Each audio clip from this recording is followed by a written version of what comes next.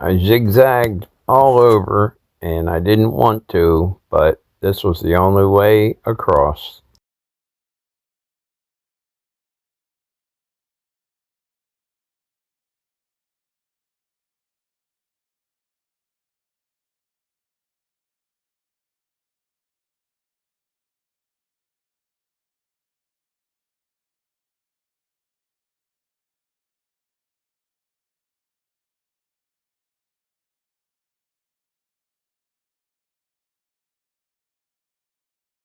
I usually don't get too scared, but I got a little spooked out there.